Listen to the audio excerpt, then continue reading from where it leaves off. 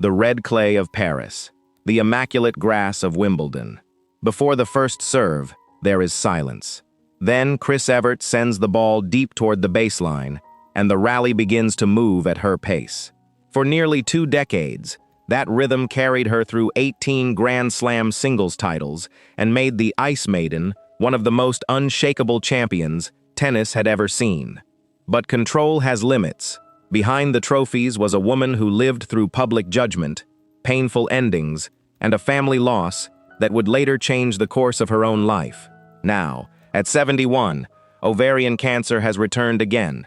After recent scans revealed the disease, she underwent surgery, prepared for another course of chemotherapy, and withdrew from Wimbledon, the tournament whose grass once formed part of her legend. How does a woman who built her greatness on reading the next ball keep moving forward when the next challenge arrives without warning? Before we begin, leave a like for Chris Evert, a champion now facing one of the most personal battles of her life, long after the crowd stopped keeping score. The sound began early at Holiday Park in Fort Lauderdale. Thud, thud, thud. Tennis balls left a wooden racket and landed on the public clay courts, a rhythm that seemed to keep time for the Evert family. Her father, Jimmy Evert, worked as the tennis professional at the park, and his 5 children often joined him after school. The courts became an extension of family life, where instruction, routine, and time together met. Jimmy respected fundamentals. He believed a sound stroke was built through patient repetition, one correction at a time. By 6, Chris was already playing at Holiday Park. Junior equipment was far less common then, so she used a full-sized wooden racket with the smallest grip available. The frame felt heavy in her hands. A conventional one-handed backhand demanded more strength and control than her young arm could provide, so she placed a second hand on the handle. 2 hands gave her stability, helped guide the racket through the ball, and kept the face steady at contact. Jimmy thought she might eventually move to a traditional one-handed backhand as she grew stronger, but Chris never made that change. The stroke developed with her, becoming compact, reliable, and instinctive. That adjustment would influence an entire generation. Chris learned to take the ball early, send it deep toward the baseline, and repeat the same motion under pressure with extraordinary consistency. In later years, she described the two-handed backhand as compact and efficient, allowing greater adjustment when timing or footwork was less than perfect. What began as an answer to the size of a wooden racket became one of the most influential strokes in women's tennis. Holiday Park taught her more than one backhand. Jimmy trained Chris to notice small details: the position of her feet, the height of the bounce, the depth of a return, and the instant separating balance from haste. Tennis became a language of observation. A ball beyond the line offered information. A mistimed stroke could be studied and corrected. Progress came through repetition rather than spectacle. Those habits shaped the player the public would later recognize. Chris built points patiently, remained composed through long exchanges, and trusted the work completed before a match. The calm audiences would associate with the Ice Maiden had its foundations in ordinary afternoons in Fort Lauderdale, with clay beneath her shoes and her father nearby. Tennis was part of daily life for all 5 Evert children, but for Chris, the game soon opened doors beyond those courts. Her timing sharpened, her anticipation deepened. By the time she entered national junior competition, the young player from Florida already possessed a remarkably complete style. She could not yet see the Grand Slam trophies, the rivalries, or the expectations that would gather around her name. At Holiday Park, the future remained simple: a ball approaching, 2 hands closing around a wooden racket, and another clean stroke sent across the net. Thud, thud, thud. Long before the world called Chris Evert a champion, the rhythm was already there, steady and unbroken, turning the patient work of a child into the quiet dominance of a legend. The year was 1971, Forest Hills, New York. The U.S. Open was still played on grass, inside the old concrete stadium of the West Side Tennis Club. Chris Evert arrived as an unseeded 16-year-old amateur, still attending high school, and carrying a 25-match winning streak into the largest tournament she had ever entered. The atmosphere bore little resemblance to the public courts of Fort Lauderdale. Crowds filled the stands. Cameras followed the leading players. Every result traveled far beyond the stadium gates. Yet the habits formed at Holiday Park remained familiar. Prepare early, watch the ball, trust the stroke, and begin the next point. Her first round match ended quickly. Chris defeated Etta Buding, 6-1, 6-0. She later admitted that she had been frightened, though little of that feeling appeared in her movement or expression. The defining test came in the second round against the experienced Mary Ann Eisel. Chris lost the opening set and stood 1 point from defeat 6 separate times during the second. Each match point placed the tournament on the edge of ending. Each time, the teenager found another return, another passing shot, or another exchange she could extend. She recovered to win the tiebreak and controlled the final set, completing a 4-6, 7-6, 6-1 victory. By its conclusion, the 16-year-old had become one of the tournament's most compelling stories. The pattern continued. Françoise Durr took the first set from her in the third round. Chris responded by winning the next two. Leslie Hunt did the same in the quarterfinal, and once again Chris recovered. 3 consecutive matches had forced her behind. 3 times she found a way forward. Her game offered few dramatic flourishes. She stayed near the baseline, absorbed pace, returned one more ball, and waited for the court to open. Her two-handed backhand, still unusual in women's tennis, repeatedly sent the ball past opponents who had moved toward the net. The focus that seemed ordinary during practice in Florida now appeared extraordinary beneath the attention of Forest Hills. Newspapers and spectators searched for names to describe her composure. Little Ice Woman became one of them. The description captured the stillness visible between points, though it could never explain the effort beneath it. Between points, Chris returned quietly to the baseline, her expression changing, little after either a winning shot or a lost game. That composure became part of the image spectators carried away from Forest Hills. Billie Jean King finally ended the run in the semifinals, winning in straight sets. Chris left Forest Hills without the championship, yet the tournament had already changed her place in the sport. She returned to Florida as a student whose name was now known across the country.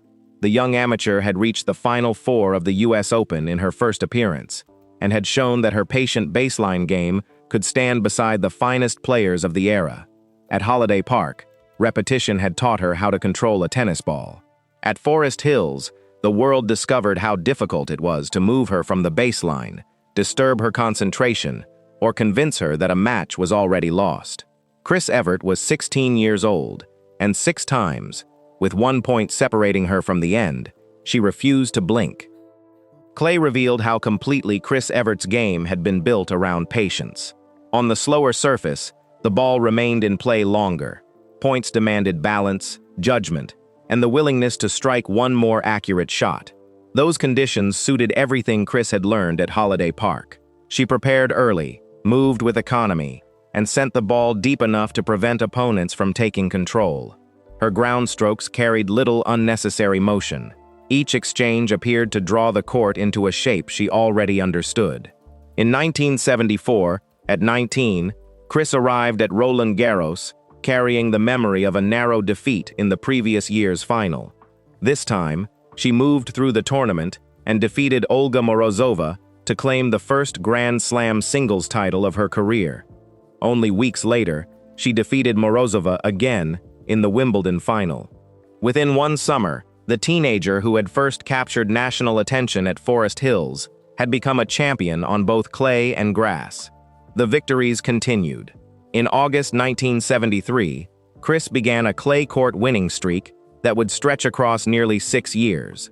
It followed her through tournaments in the United States and Europe, through changing opponents and growing expectations.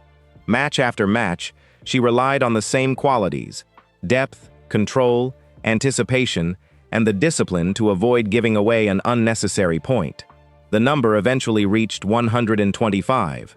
It remains the longest winning streak by any player on a single surface in the modern game. The run ended in Rome in May 1979, when 16-year-old Tracy Austin defeated her in the semifinals. Its scale was remarkable, partly because Chris had made excellence appear so repeatable. She won on clay, when the conditions were dry and quick, when the surface was damp and heavy, and when opponents attempted to shorten the rallies by moving forward. The setting changed. Her patience remained. Roland Garros became the tournament most closely connected with her name. Chris would eventually win 7 singles titles in Paris, a women's record that still stands. Yet her clay court mastery extended far beyond one stadium. The surface rewarded her ability to construct points gradually, open narrow angles, and pass players who approached the net before they had gained a clear advantage. By November 1975, when the WTA introduced its first official computerized rankings, Chris stood at number 1. She had reached 17 finals that season and won 15 titles. By the end of 1975, Chris Evert had moved beyond the status of a teenage sensation. She was a Grand Slam champion, the first official world number 1 in WTA history, and the most dependable presence in women's tennis. Her composure became almost as recognizable as her two-handed backhand. Between points, she returned to the baseline with little visible celebration or frustration. Her face revealed few clues about the previous rally. Opponents saw the same measured preparation, whether Chris was leading comfortably or trying to recover from behind. The press searched for a name that could explain such stillness. They called her the Ice Maiden. The label was memorable, though Chris was never entirely comfortable with it. Years later, she recalled that some reporters expected a teenage girl to appear more cheerful and expressive. Her concentration was interpreted as coldness, and a public identity began forming around the expression she carried during competition. What spectators could see was simpler. Chris rarely wasted movement. She rarely rushed a point that still required patience. She trusted patterns developed through thousands of hours of repetition, and she understood that control could place as much pressure on an opponent as sheer power. The world saw ice. Across the net, her opponents saw another ball coming back. By the middle of the 1970s, Chris Evert's public identity had settled into a striking contradiction. On the court, she appeared almost completely composed. Away from it, she was still a young woman, learning how to live with fame before she had fully discovered who she wanted to become. Success had arrived early. Chris was only 15 when attention began spreading beyond the tennis world, and 16 when her run at Forest Hills made her nationally known. Many years later, she admitted that one of the most difficult parts of her life had been worrying about how other people perceived her. She described herself as highly sensitive to criticism and judgment, especially during those early years when her personality and confidence were still developing. The public knew the expression she carried between points. They knew the two-handed backhand, the patient rallies, and the face that rarely revealed whether she had won or lost the previous game. That image became easy to recognize, and even easier to simplify. The name Ice Maiden suggested distance and emotional control. Yet Chris later explained that the reserve came partly from instruction and partly from temperament. Her father had taught her that visible emotion could give an opponent useful information. She was also naturally private and more introverted than the public realized. There were other sides of her that rarely appeared during a match. Friends knew that she could be warm, outgoing, and funny. Spectators usually saw only the competitor. Chris said she never felt entirely comfortable with people staring at her or expecting access to every part of her personality. Privacy became a form of protection, a way of preserving a life that existed beyond rankings and results. Her relationship with Jimmy Connors showed how quickly a private chapter could become part of a public story. They were young, talented, and engaged when both won Wimbledon in 1974. The press celebrated them as tennis's golden couple, turning their victories into a romantic narrative that seemed almost too perfect to be real. Chris herself later remembered that summer as exciting and almost like a fairy tale. Yet the relationship belonged to two people who were still growing while pursuing demanding careers. They planned to marry in November 1974, then ended the engagement shortly before the wedding. Years later, Chris offered a simple explanation. They were too young, had little experience of adult life, and were each deeply committed to becoming the best player in the world. The ending did not need to become evidence of personal failure. It revealed the difference between the story the public wanted and the life two young people were actually capable of building. Their shared Wimbledon triumph remained part of tennis history. Their future together followed a different path. Competition created another kind of pressure. Chris later acknowledged that winning sometimes felt less like a desire and more like a need. Every match produced an unmistakable result, and the following day the world could read whether she had been the winner or the loser. She recalled finishing a major championship, feeling happy briefly, and then immediately turning her thoughts toward the next tournament.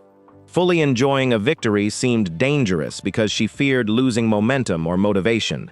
That habit helped explain her remarkable consistency. It also showed how little space existed between accomplishment and the next expectation. A trophy did not close the story. It reset the standard. Chris later said that players of her generation largely navigated fame without the mentors and mental health support available to many modern athletes. She described herself as living inside a bubble, learning by experience how to deal with competition, the press, public attention, and success. The human being behind the Ice Maiden was therefore never absent. She was present in the young woman who worried about judgment, the private person protecting parts of herself, and the champion who struggled to pause long enough to experience the joy of what she had achieved. The world had already decided what Chris Evert represented. Chris was still learning how to be seen without surrendering every private part of herself. Tennis had taught Chris Evert to trust clear results. Every match ended with a winner and a loser. Every ranking offered a number. Every point could be examined, corrected, and played again. Relationships introduced a kind of uncertainty that no court or scoreboard could prepare her for. Her engagement to Jimmy Connors had already shown how quickly affection between two young people could become public entertainment. In 1974, they stood together as the newly crowned singles champions of Wimbledon, holding their trophies beneath a story the press was eager to complete for them. A wedding was planned for later that year, then canceled shortly before it was meant to take place. Chris would later explain the ending without blame. They were young, inexperienced, and each deeply committed to becoming the best player in the world. Their shared summer at Wimbledon remained part of tennis history. Their lives moved forward separately. Several years later, Chris entered a relationship with someone who understood professional tennis from inside the sport. John Lloyd, a leading British player and a 1977 Australian Open finalist, knew the airports, practice courts, physical demands, and long separations built into life on tour. They married in April 1979, and Chris competed for years under the name Chris Evert Lloyd. Their shared understanding of tennis gave them common ground, but it also exposed them to the same pressures. Both careers were governed by tournament calendars and international travel, often placing them on different circuits for long stretches of the season. The sport that connected them also limited the time available to build an ordinary life together. Chris continued competing at the highest level, and the focus that made her one of the most consistent champions in history remained central to her life. Years later, she acknowledged that she and John had both experienced loneliness on tour. She also recognized that her determination to remain number one had been so intense that she could not give enough of herself to the marriage. Her reflection emphasized timing and ambition rather than blame. John offered a similarly measured account, remembering many good years and saying he would not erase the experience from his life. He also believed they had married too young and suggested that, had their relationship begun later, it might have had a different chance to endure. Their marriage ended in 1987, but the relationship did not disappear completely. Decades later, Chris still spoke of John with affection and described a friendship that had survived the marriage. This period revealed a truth no championship could teach. Success in one part of life offered no guarantee of certainty in another. The discipline that allowed Chris to control a tennis court could not remove the unpredictability of love. On the scoreboard, every match eventually ended. In life, some relationships changed form rather than disappearing. In 1989, Chris Evert announced that her competitive career was coming to an end. She had spent nearly 2 decades moving through seasons measured by tournament draws, rankings, victories, and defeats. At the US Open, where the wider world had first discovered her as a 16-year-old, her final appearance ended in the quarterfinals against Zina Garrison. One final commitment remained. In October, representing the United States in the Fed Cup final in Tokyo, Chris defeated the young Conchita Martinez in the last competitive match of her career. She left the court with 18 Grand Slam singles titles and a career-winning percentage of approximately 90%. Retirement removed the constant verdict of the scoreboard, but it did not remove tennis from her life. The sport remained part of her family history, her public identity, and the work she would continue to pursue. What changed were the roles through which Chris experienced it. She had married Olympic skier Andy Mill in 1988, and soon after her departure from the tour, she began a new phase defined by different priorities. Their first son, Alexander, was born in 1991, followed by Nicholas in 1994, and Colton in 1996. Motherhood became one of the central chapters of her life after competition. Decades later, when asked about the best part of being Chris Evert, she answered immediately that it was her boys and being their mother, calling them the absolute highlight of her life. Her answer placed motherhood at the center of the life she built after competition. The woman once introduced through rankings and championship totals now described herself through 3 sons, whose lives would never appear on her professional resume. Tennis had demanded individual responsibility, but motherhood placed her inside a family whose needs, celebrations, and uncertainties could not be reduced to a result. Chris also turned her public recognition toward work beyond professional competition. Beginning in 1989, her annual Pro Celebrity Tennis Classic raised funds for programs addressing substance misuse and child neglect in Florida. Over the following decades, those efforts contributed more than $26 million, joining athletes, entertainers, supporters, and local organizations around a purpose that extended far beyond a weekend of exhibition matches. The courts remained a place where she could pass forward what her own family had taught her. In 1996, Chris and her brother John launched the Evert Tennis Academy in Boca Raton, carrying forward the coaching legacy of their father, Jimmy. The academy developed young players while emphasizing education, resilience, integrity, and personal growth alongside performance. Broadcasting offered another connection to the game. Chris spent 10 years working as an analyst for NBC and joined ESPN in 2011. From the commentary position, she could explain patterns that once existed only between herself and an opponent, how a player constructed a point, how pressure altered decision-making, and how a match could change before the score fully revealed it. She went on to cover all 4 Grand Slam tournaments and remained part of ESPN's analyst team in 2026. Each role drew on the player Chris had been, while allowing different parts of her experience to serve others. Motherhood, charitable work, teaching, and broadcasting each drew on a different part of her experience. The patience developed at Holiday Park remained useful, as did her understanding of pressure, discipline, preparation, and public attention, but the purpose had changed. Her knowledge could now serve her children, young athletes, television audiences, and families whose struggles existed far from the stadium lights. For much of her youth, the world had evaluated Chris Evert through numbers: 18 major titles, 7 championships in Paris, 6 at the US Open, and a winning streak of 125 matches on clay. The life that followed required a different language. Its meaning could be heard when Chris spoke about her sons.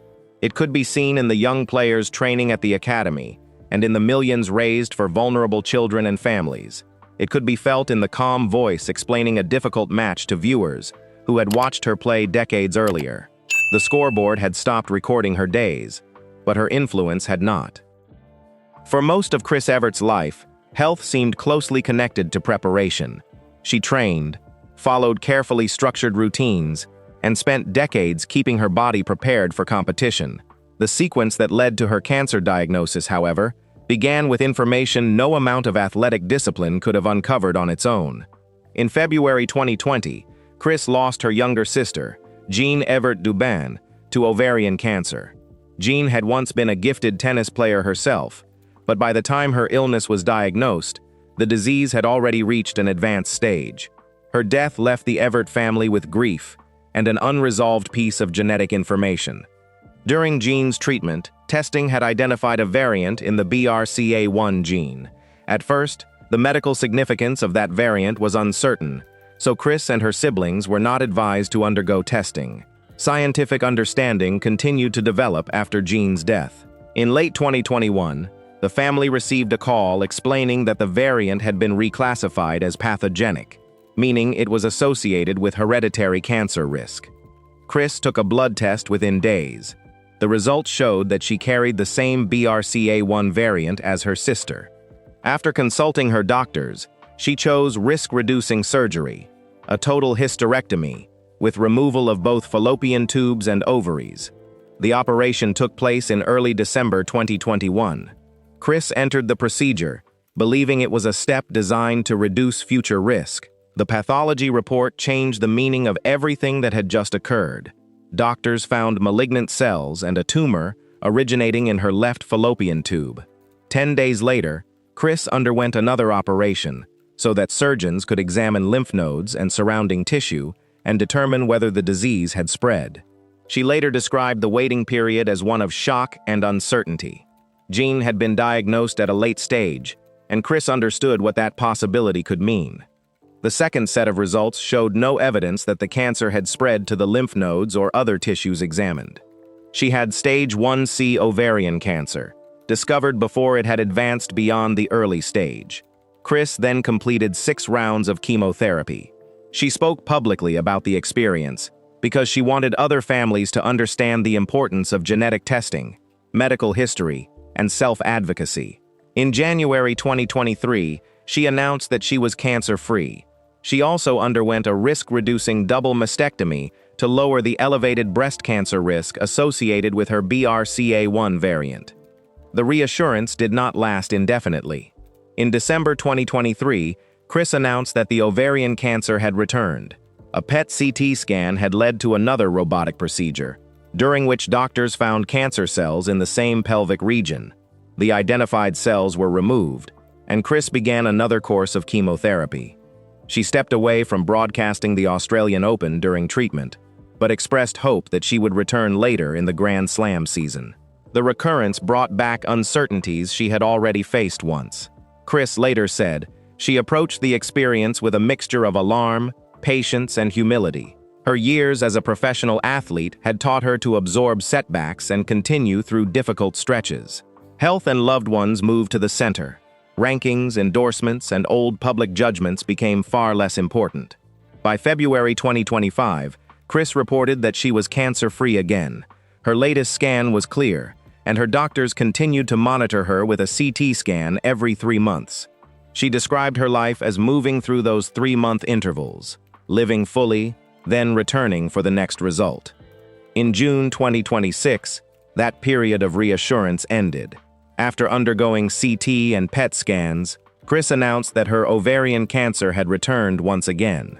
She had already undergone surgery as the first step in her treatment and recovery, and said she would begin another course of chemotherapy in the coming weeks. The recurrence forced her to withdraw from Wimbledon 2026 and step away from her professional commitments for several months, so she could focus on her health. Chris described ovarian cancer as relentless, but said she intended to remain optimistic and determined as she continued treatment. The announcement gave painful new meaning to the 3-month intervals by which she had learned to measure her life. The scans were no longer simply a recurring source of anxiety. This time, they had delivered the result she had feared: Jean's genetic test record, its later reclassification, and the call that reached the Evert family had given Chris the opportunity to act before the disease progressed. Chris repeatedly urged others to know their family history, consider genetic counseling, and pay attention to changes in their bodies. For decades, Chris Evert had been known for preparing early and recognizing where the next ball was going. This time, the warning came from Jean, and Chris chose to make that warning visible, so another family might receive it in time. By the time Chris Evert entered her 70s, the structure of her life had changed many times. Champion, wife, mother, broadcaster, mentor, grandmother, cancer survivor. Each role asked for a different part of her, and none could be measured by the numbers that once followed her name across the world. Chris later explained that retirement had not left her mourning the career she had lost. After decades of preparing for the next match and the next tournament, she felt ready to embrace the rest of life. She viewed the end of competition as an opening rather than an empty space. Tennis had required years of intense concentration on her own performance. Retirement gave her the freedom to direct that attention toward other people. Motherhood became the clearest expression of that change. Chris had 3 sons within 5 years and repeatedly declined opportunities to return to competition because she wanted to be present for their childhood. She has since called her sons and the experience of being their mother the greatest part of her life. The choice carried no ranking points and produced no trophy, yet it became central to the way she understood her own story. As her sons grew older, Chris redirected more of her experience toward others. At the Evert Tennis Academy, she mentored young players, especially young women, drawing on a lifetime of pressure, expectation, and competition.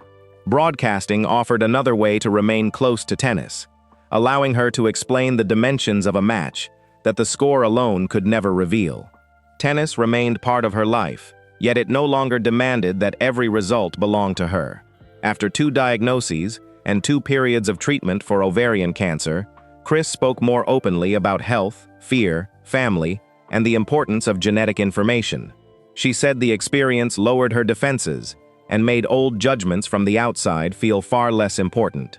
Her public voice, once carefully guarded, became a means of urging women and families to understand inherited cancer risk and advocate for appropriate medical care. The future still contained uncertainty.